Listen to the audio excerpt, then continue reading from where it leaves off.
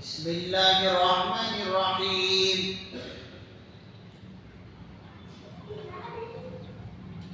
الحمد لله وكفى وسلام على عباده الذين اصطفى أما بعد فإن خير الحديث كتاب الله وخير الهدي هدي محمد صلى الله عليه وسلم وشر الأمور محدثاتها وكل محدثة بدعة وكل بدعة ضلالة وكل ضلالة في النار.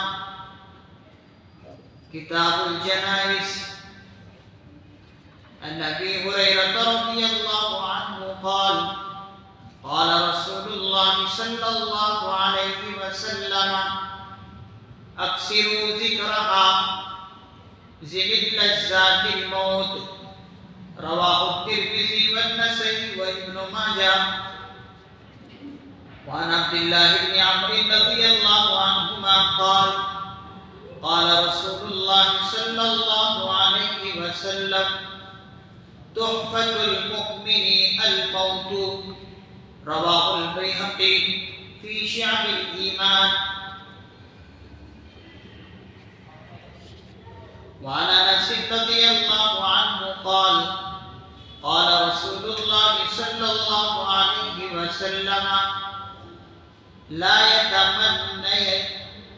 يتمنين احدكم الموت من ذل اصابه فان كان لا بد فاعلا فليقل اللهم احيني ما كانت الحياة خيرا لي وتوفني إذا كانت الوفاة خيرا لي. رواه البخاري ومسلم.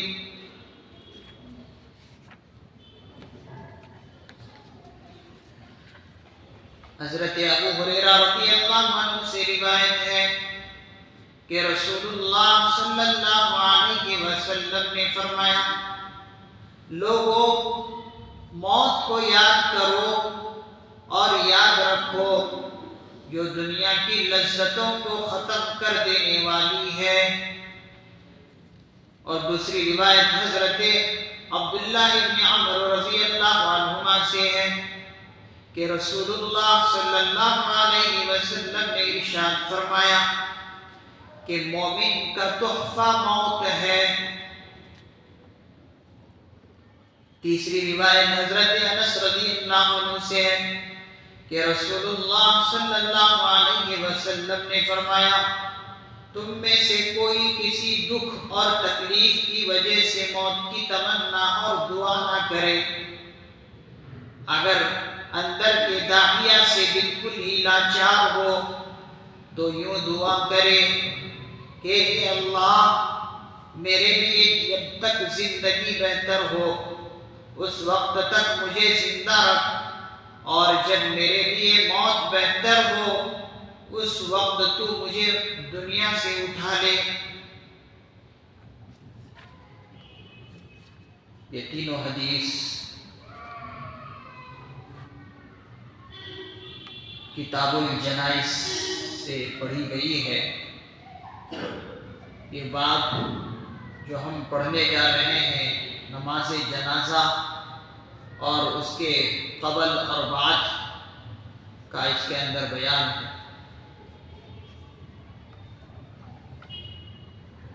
حضرات محدثین کا عام دستور ہے کہ وہ کتاب الصلاۃ کے آخر میں کتاب الجنائز کے تحت موت اور اسی طریقے سے مطلق مرض اور دیگر مصائب اور بلیات اور حوادث اور اسی طریقے سے غسل میت، تجہیز، تکفین، نماز جنازہ، دفن، تعزیت اور اسی طریقے سے زیارت قبور یعنی قبروں کی زیارت، ان تمام کے تمام چیزوں کے بارے میں اس باب کے اندر حدیثیں درج کرتے ہیں. تو صاحب مصنف نے اس باب کے اندر یہ تمام چیزیں بیان کی ہے. اب ان تمام حدیثوں کا خلاصہ تو تھوڑے وقت میں بہت مشکل ہے، لیکن 2-3 حدیثیں جو تلاوت کی گئی ہے، ان حدیث کے تعلق سے کچھ باتیں آپ حضرات کے خدمت میں بیان کی جا رہی ہے جو شارحین حدیث نے بیان کیے ہیں۔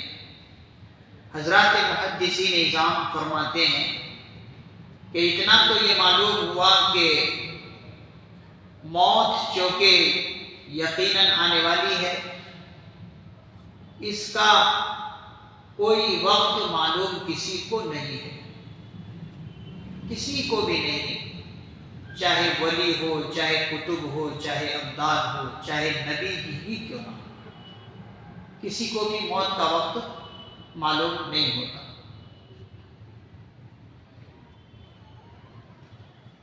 ہاں، اللہ کے کچھ برگزیدہ بندے ہیں، ان کو جو ہے موت کے کچھ آثار ظاہر ہو جاتے ہیں، لیکن یقینی طور پر کسی بھی اللہ کے بندے کو یہ معلوم نہیں ہے کہ فلاں ہی وقت میں میری موت آئے گی۔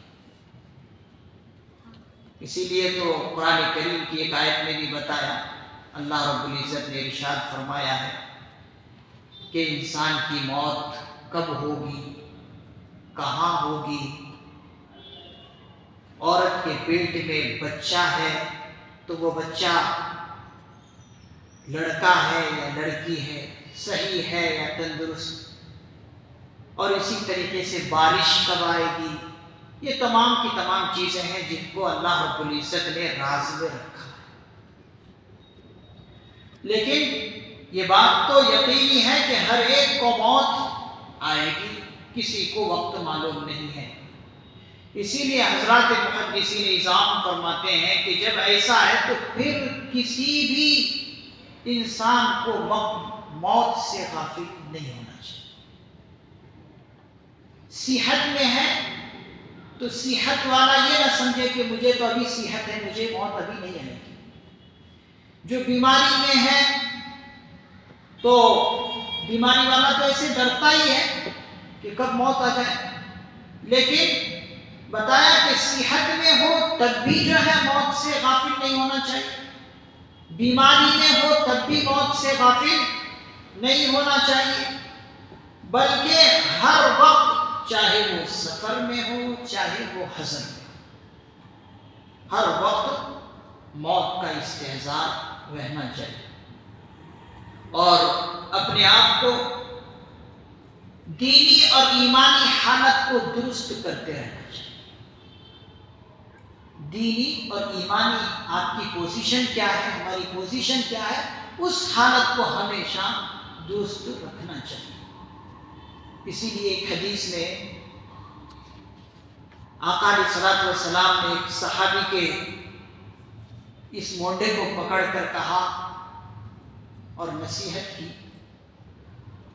کہ دیکھو، صبح ہو تو شام تک تم اتنا یقین سے نہ رہ جانا کہ شاید کہ مجھے شام ہی مل جائے، اور اسی طریقے سے شام مل جائے تو اتنا تمہیں یقین نہیں ہونا چاہیے کہ شاید کہ مجھے صبح مل جائے، کوئی گارنٹی نہیں۔ حضور کے بارے میں کیا ہے، حضور نے اپنا عمل بتایا اور اپنے بارے میں بتایا کہ میں جب ایک طرف سلام پھیرتا ہوں تو دوسری طرف مجھے سلام پھیرنے کا موقع ملے گا یا نہ ملے گا، مجھے اتنا بھی گارنٹی نہیں۔ کتنی بڑی بات حضور نے کہی ہے۔ تو حضرات محدثین اعظام فرماتے ہیں کہ ہر وقت دینی اور ایمانی حالت کو انسان اپنے درست کرنے کی فکر میں رہے، اور اگر کوئی بھائی بیماری کے عالم میں ہو تو اس بیماری کے عالم میں یہ نہیں ہونا چاہیے کہ اس کو آپ جو ہے موت سے ڈرائیں، بلکہ اس بیمار انسان کا غم ہلکا کرنا چاہیے۔ آپ ان کو کس طرح سے تسلی دے سکتے ہیں جس سے اس کا غم ہلکا ہو، وہ تسلی آپ دیں۔ آپ ان کو اللہ کا کلام بتائیں، کلام پڑھ کر اس کو دم کر دیں اور ان سے کہیں کہ آپ انشاءاللہ صحت یاب ہو جائے، آپ گھبرائیں، اللہ بڑا ہے، بیماری وہی دیتا ہے، صحت بھی وہی دیتا ہے۔ تو آپ اگر کسی کی ہمدردی کرنا چاہیں بیماری کے حالت میں تو آپ ان کا غم ہلکا کریں، جی بہلانے کی کوشش کریں۔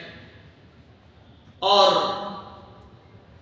انسان اپنے آپ کی ہمیشہ اس بات کی فکر میں رہے کہ کیا پتہ میری موت کب آ جائے، اسی لیے اس کے لیے ہمیشہ تیار رہیں۔ پہلی حدیث جو تلاوت کی گئی ہے، اس حدیث میں اللہ کے پیغمبر صلی اللہ علیہ وسلم نے فرمایا کہ موت کو یاد کرو، موت کو یاد کرو، کثرت سے موت کو یاد کرو۔ اور بتایا کہ جب انسان کثرت سے موت کو یاد کرتا ہے تو دنیا کی لذتیں جو ہے ان کی دل سے نکلتی رہتی ہیں۔ آج جو انسان دنیا کے اندر منہمک ہے، وجہ یہ ہے کہ اس کو موت کی صحیح یاد نہیں، موت کا استحضار نہیں۔ حضور اپنے امتی کی ایک ایک نس سے واقف ہے، تبھی تو کہا کہ دیکھو موت کو ہمیشہ یاد رکھنا۔ اگر تم موت کو یاد رکھو گے تو دنیا کی لذتیں تمہارے دلوں سے ختم ہوتی جائیں گی۔ تو پھر جب اگر ختم ہوتی جائے گی تو پھر گویا کہ تم ہر وقت موت کے لیے تیار رہو گے، اور جب موت کے لیے تیار رہو گے تو جب موت آ جائے گی تو پھر گویا کہ اللہ سے تمہاری ملاقات ہو جائے گی، اور اللہ سے ملنے کے لیے یہ موت ضروری ہے۔ اسی لیے دوسری حدیث میں اللہ کے پیغمبر صلی اللہ علیہ وسلم نے فرمایا کہ موت مومن کا جو تحفہ ہے وہ موت ہے۔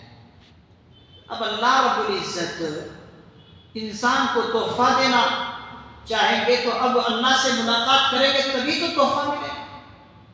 اسی لیے بتایا کہ یہ ایک موت ایک پل ہے، ایک تحفہ ہے اللہ سے ملاقات کا، اسی لیے اس کو ناگوار نہ سمجھو۔ اور ایسا بھی نہیں کہ آپ جو ہے موت کی ہمیشہ تمنا ہی کریں، اس سے بھی اللہ کے پیغمبر صلی اللہ علیہ وسلم نے منع فرمایا کہ موت کی تمنا درست نہیں ہے، جائز نہیں۔ کیوں؟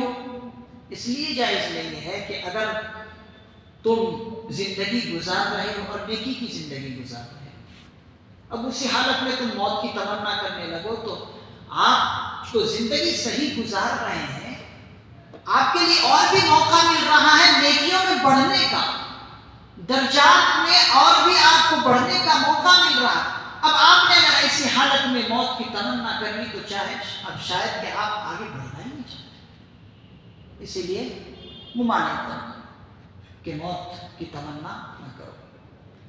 ہاں ایک انسان دنیا میں زندگی گزار رہا ہے، ہر طرف سے بالکل لاچار ہو گیا کہ اب میرا کوئی پرسان حال نہیں ہے، تو ایسی حالت میں بھی اللہ کے پیغمبر صلی اللہ علیہ وسلم نے ان سے فرمایا کہ ایسی حالت میں بھی موت کو یاد نہ کرو، بلکہ اس طرح سے کہہ سکتے ہو، یوں اللہ سے دعا کرتے ہوئے کہ اللہ میرے لیے جب تک زندگی بہتر اس وقت تک تو مجھے زندہ رکھیے، اور جب میرے لیے موت بہتر ہو تو آپ پھر میرے لیے جو چیز بہتر ہے اس کو کیوں نہیں دے رہے، اس وقت آپ مجھے دنیا سے اٹھا لیں۔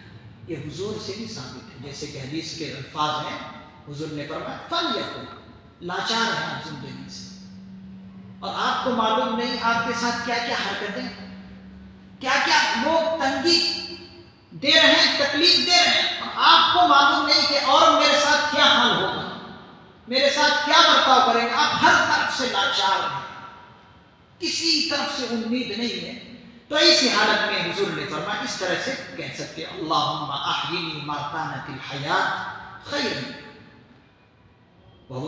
وتوفنی اذا کانت الوفات خیر، جو ابھی ترجمہ اس کا کیا۔ تو موت کی صریح طور پر تمنا کرنے کی ممانعت حدیث پاک کے اندر ہے۔ اب یہاں پر مومن کے لیے موت تحفہ کیسے ہے، اس کو ذرا وضاحت کے ساتھ حضرات محدثین اعظام نے سمجھایا۔ اگرچہ کسی بھی انسان کو طبعی طور پر موت تو خوشگوار نہیں لگتی، یہ طبعی چیز ہے، کون چاہتا ہے کہ موت آ جائے؟ ایک طبعی چیز ہے، اور طبعی چیز کے لیے اللہ کچھ منع بھی نہیں کرتے۔ طبیعت جو چیز چاہتی ہے وہ طبیعت تو کرے گی۔ تو طبعی طور پر اگرچہ موت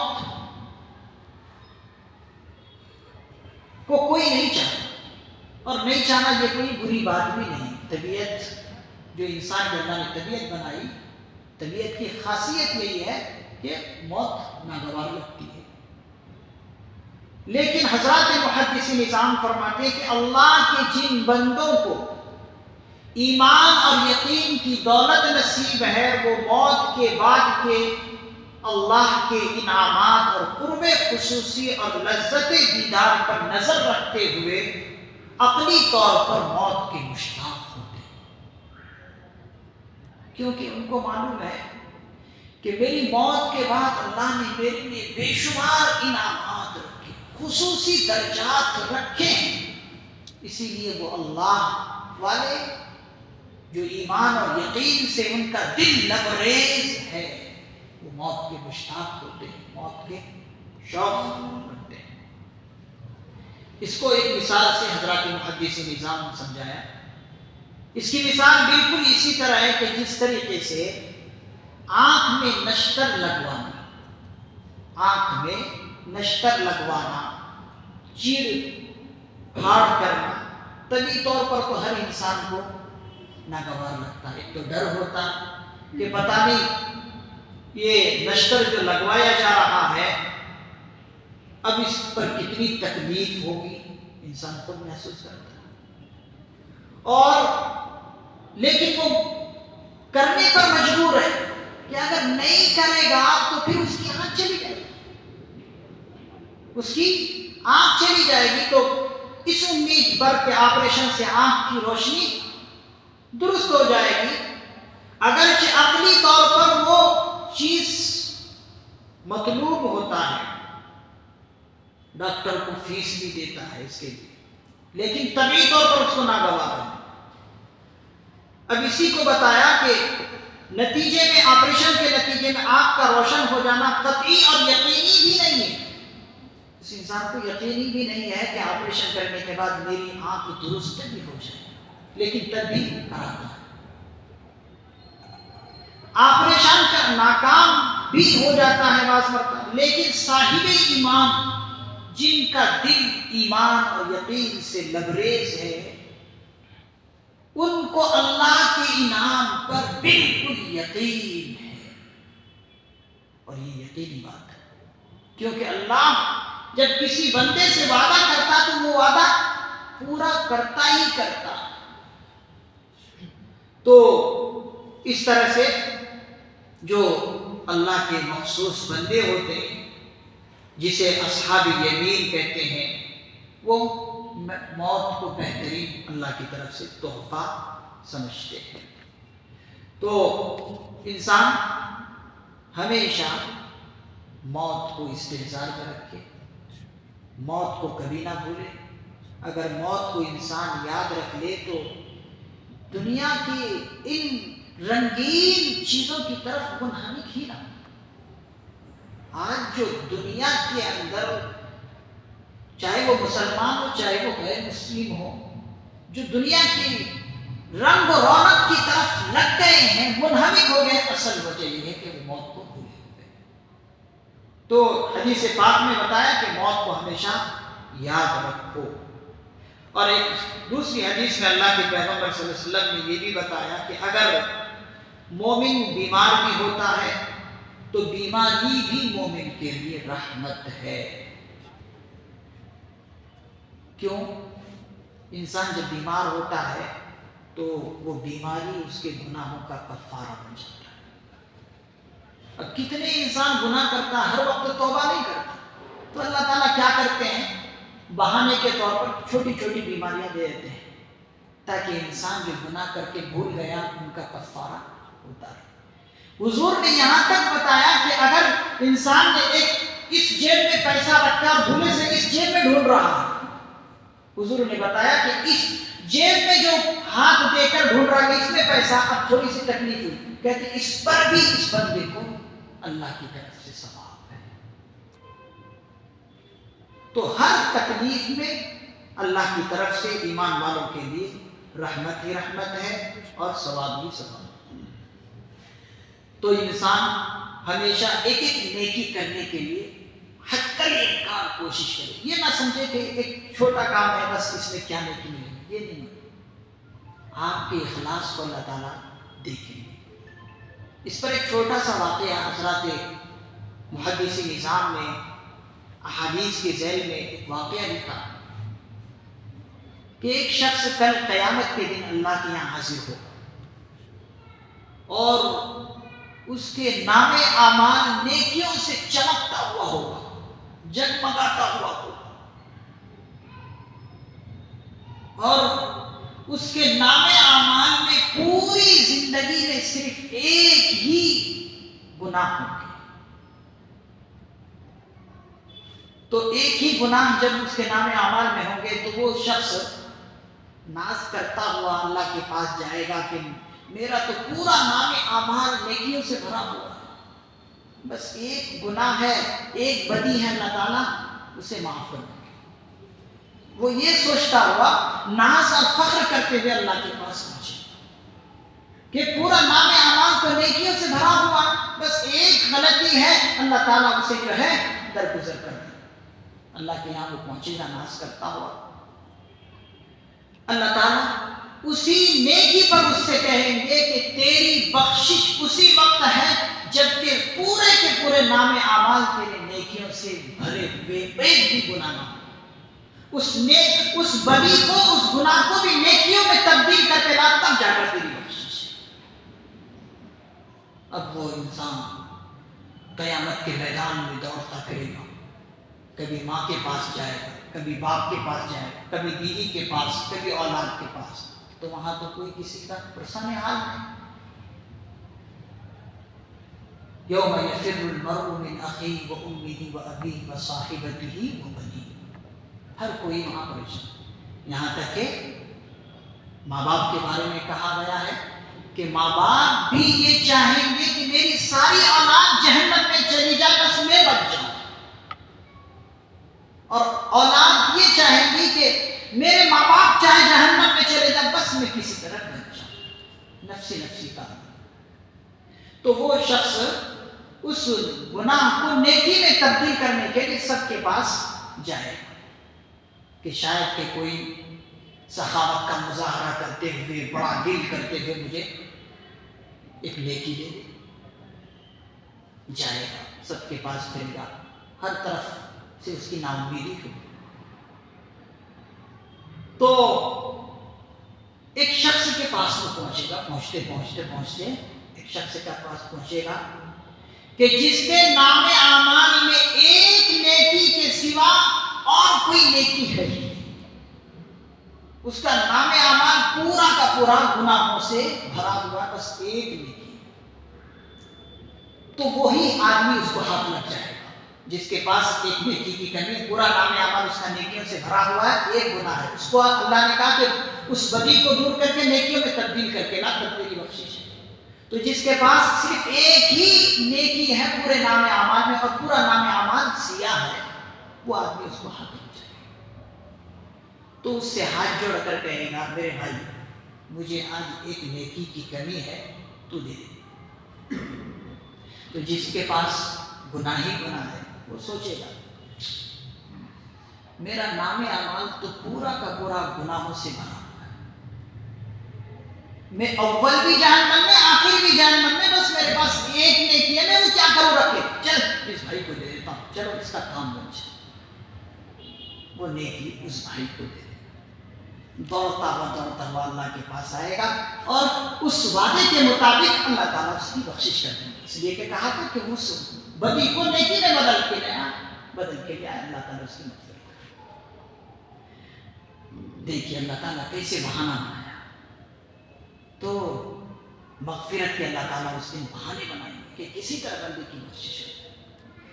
اگلی بات اللہ تعالیٰ اور پھر اس بندے کی طرف اب جانا چاہتے ہیں کہ اللہ تعالیٰ کہیں گے کہ وہ بندہ کہاں ہے کہ جو تجھے ایک نیکی دے گی؟ وہ بندہ تو بہت ہی خاص ہے، اسے بلا کر لیا۔ اس بندے کو بلایا جائے۔ اللہ تعالیٰ اس بندے سے کہیں گے جس نے آج ایک نیکی دے دی، اس سے کہیں گے اللہ تعالیٰ کہ اے میرے بندے، تو نے آج ایک ایسی بڑی نیکی کی، ایسی بڑی نیکی کی کہ یہ تیری نیکی سارے گناہوں پر بھاری ہے۔ جا، میں نے آج تیرا یہ بڑا دل دیکھنے کی وجہ سے اور یہ تیرا جذبہ دیکھنے کی وجہ سے جا، تجھے بھی معاف کر دیتا ہوں، اس کو بھی معاف کر دے۔ تو یہ اللہ تعالیٰ کی اس دن بہانے ہوں گے۔ تو ہمیں یہ چاہیے کہ ہم کسی بھی نیکی کو کم نہ سمجھیں اور کسی گناہ کو کم نہ سمجھیں۔